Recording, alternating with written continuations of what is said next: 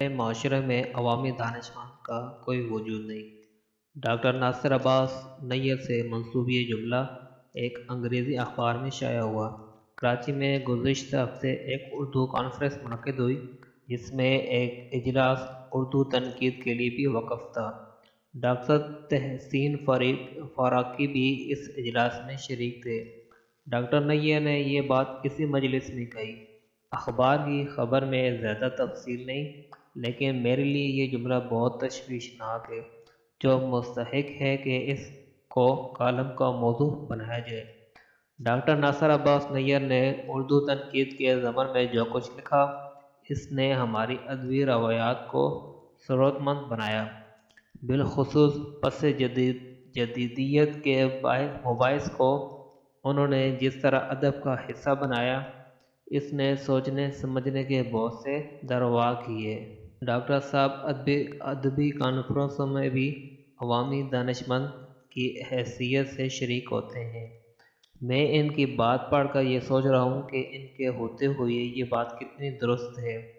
ہمارے ہاں دانشمند تو ہیں، لیکن عوامی دانشمند نہیں ہے۔ اس کا مفہوم اس کے سوا کچھ نہیں کہ سماج کی سطح پر کوئی علمی اور فکری سرگرمی نہیں ہے۔ نومبر کے دنوں میں چند ادبی میلے لگتے ہیں، جن کا آغاز خوش آئند ہے، لیکن یہ سماجی سطح پر کوئی تحریک نہیں بن سکے۔ سر دست اس کے اسباب سے صرف نظر کرتے ہوئے مجھے یہ کہنا ہے کہ جب سماجی سطح پر اس طرح کی کوئی سرگرمی نہیں ہوتی تو عوامی دانشمند کا پیدا ہونا مشکل ہو جاتا ہے۔ یہ عوامی ضرورت ہے جو عوامی دانشمند پیدا کرتی ہے۔ اگر عوام اس سے بے نیاز ہوں تو واقعی علمی کام بھی لائبریریوں کی زینت بنا رہتا ہے اور تخلیقی کار تاکہ نسیاں کی نظر ہو جاتے ہیں۔ یہ کام دراصل ان سماجی اداروں کا ہے جن کا وظیفہ عوام میں اس کا ذوق اور ضرورت پیدا کرنا ہے۔ اس کے لیے عوام کو یہ باور کرانا ضروری ہے کہ سماج کی صحت کے لیے صرف صاف غذا اور ہوا کافی نہیں، فکر و نظر کا تازہ جھونکا بھی ضروری ہے، جو اس کی ذہنی فضا کو صحت مند بناتا ہے۔ بصورت دیگر لوگ جسمانی طور پر تو بڑے ہو جاتے ہیں، مگر ان میں ذہنی پختگی نہیں آتی۔ اس وقت ہمارے ہاں جو ادبی تقریبات ہوتی ہیں، ان میں سب سے نمایاں کتب کی رونمائی ہے۔ یہ تقریبات انجمن ستائش باہمی کے اجلاس کے سوا کچھ نہیں۔ ان میں کی جانے والی تقاریر کو سنیے تو معلوم ہوتا ہے کہ شاعر غالب و اقبال کا ہمسر اور ہر نثر نگار ابو الکلام اگر نہیں تو رشید احمد صدیقی سے بھی کم نہیں۔ دانش ان تقریبات میں کہیں دکھائی اور سنائی نہیں دیتی۔ خیال ہوتا ہے کہ یہ شاعر اور مصنف کا مسئلہ ہے اور نہ مبصر کا۔ میڈیا میں سنجیدہ موضوعات کو زیر بحث آنا وقت کا ضیاع سمجھا جاتا ہے۔ یوٹیوب پر بعض ایسے پروگرام موجود ہیں جن سے اندازہ ہوتا ہے کہ ہمارے ہاں میڈیا کی سطح کیا تھی۔ میں نے مولانا غلام رسول مہر کا ایک انٹرویو دیکھا جو کشور نحیس صاحبہ نے پی ٹی وی کے لیے کیا تھا۔ دیکھا تو زبان سے بے اختیار نکلا، سبحان اللہ! کیا زبان ہے اور کیا موضوعات ہیں! میں حساب کی تحریروں میں تنوع دین اور ادب کی کم و بیش تمام موضوعات پر انہوں نے قلم اٹھایا۔ ان میں غالب و اقبال ہیں جو ساتھ ہی تاریخ و سوانح بھی۔ آپ اندازہ کر سکتے ہیں کہ ان سے کیسے انٹرویو کیا جا سکتا ہے۔ آج کا میڈیا لیکن اس طرح نہیں سوچتا۔ آج تو ہم جیسوں سے بھی شکایت ہوتی ہے کہ مشکل زبان لکھتے ہیں۔ لکھنے والے کا وظیفہ یہ بھی ہے کہ اس کو پڑھ کر قاری کی زبان اور فہم دونوں کا معیار بہتر ہو۔ اس سے یہ مطالبہ کرنا جائز نہیں کہ وہ اپنا معیار کم کرے۔ یہ مطالبہ قاری سے ہونا چاہیے کہ وہ اپنی سطح کو بلند کرے۔ اس کے لیے زیادہ مشقت کی ضرورت نہیں۔ اگر میڈیا میں دستیاب مواد اعلیٰ درجے کا ہوگا تو اس کی سطح خود بخود بلند ہو جائے گی۔ اس کے بعد عوامی دانش بھی پیدا ہونا شروع ہو جائیں گے۔ میڈیا کو ادب کے نام پر بھی ہنسانے والوں کی ضرورت ہے۔ بدقسمتی یہ ہے کہ وہ بھی اب نہیں رہے۔ لے دے کے ایک انور مقصود ہیں، بطور ڈرامہ نگار میں ان کا معترف ہوں۔ ایک دور میں انہوں نے بہت اچھا مزاح لکھا۔ ان کے سوتے مگر مدت ہوئی خشک ہو چکے۔ ہمارا میڈیا اور ادبی تنظیمیں اس سے مزید مزہ کشید کرنا چاہتے ہیں، مگر وہ اب موجود نہیں۔ لوگ ان کے جملوں پر عادتاً ہنس رہے ہوتے ہیں، وگرنہ ان جملوں میں اب ہنسانے کی صلاحیت باقی نہیں رہی۔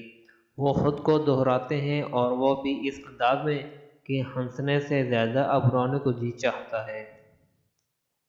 یہ محض ادب کی بحث نہیں، یہ سماج کی بحث ہے۔ میں نے ابھی پس جدیدیت کا ذکر کیا ہے، یہ صرف ادب کا موضوع نہیں ہے، یہ سوچ کا ایک زاویہ ہے جو مذہب سے لے کر سماجی علوم تک ہر شعبہ زندگی پر اثر انداز ہو رہا ہے۔ یہ اجتماعی شعور سے متعلق ایک فکری رجحان کا بیان ہے۔ اس کی تفہیم کے لیے جدیدیت کا فہم ناگزیر ہے۔ جدیدیت ہمارا سماجی تجربہ نہیں، پس جدیدیت ان معاشروں کا موضوع ہے جو جدیدیت سے گزر چکے یا گزر رہے ہیں۔ ہم تو اس میں کبھی داخل ہی نہیں ہوئے۔ عالمگیریت نے ہمیں پس جدیدیت کے مباحث کا مخاطب بنا دیا ہے۔ یہ ہمارے لیے ایک نظری بحث تو ہے، عملی نہیں۔ عالمگیریت کے زیر اثر مگر ہم اس سے صرف نظر بھی نہیں کر سکتے۔ یہ عوامی دانش مند ہیں جو ایسے موضوعات کو عوامی فورم میں زیر بحث لاتے ہیں۔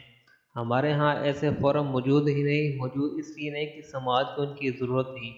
گیلپ کا ایک سروے چونکا دینے والا ہے۔ لوگوں سے سوال کیا گیا کہ گزشتہ چند دنوں میں کیا آپ نے اخبار پڑھا ہے؟ 90% افراد کا جواب نفی میں تھا۔ جس سماج میں اخبار کا یہ عالم ہے، وہاں کتاب بینی کتنی ہوتی ہوگی؟ اب ایسی فضا میں دانشمند کا کیا کردار ہے؟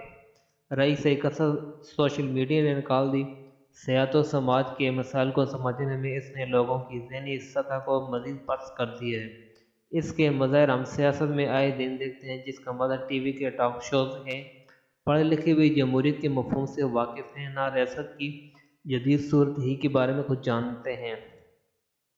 اس فضا میں سیاسیات کے جدید مباحث سیاسی ڈسکورس کا حصہ بن سکتے ہیں۔ کالم میں جب کلٹ یا پاپولزم کی بات کی جاتی ہے تو اس کی تفہیم ہی نہیں ہوتی۔ کیا اس کا علاج یہ ہے کہ سیاسی مباحث کو رجال کی بحث تک محدود کر دیا جائے؟ مجھے معلوم نہیں کہ ڈاکٹر تحسین فراقی، ڈاکٹر ناصر عباس نیّر اور قاسم یعقوب نے کانفرنس کے اجلاس میں عوامی دانشمند کے نہ ہونے کی کیا وجوہات بیان کی۔ رؤف پردیگ صاحب کی روایات لکھیں تو شاید معلوم ہو سکے۔ اجلاس کے شرکاء عوامی دانشمند بن سکتے ہیں، شرط بس یہ ہے کہ پبلک ڈسکورس میں دانش کی کوئی جگہ ہو۔ ہمارے لیے تو یہ اصطلاح ہی اجنبی ہے۔ ہم واعظ سے واقف ہیں یا پھر شعلہ بیان مقررین سے۔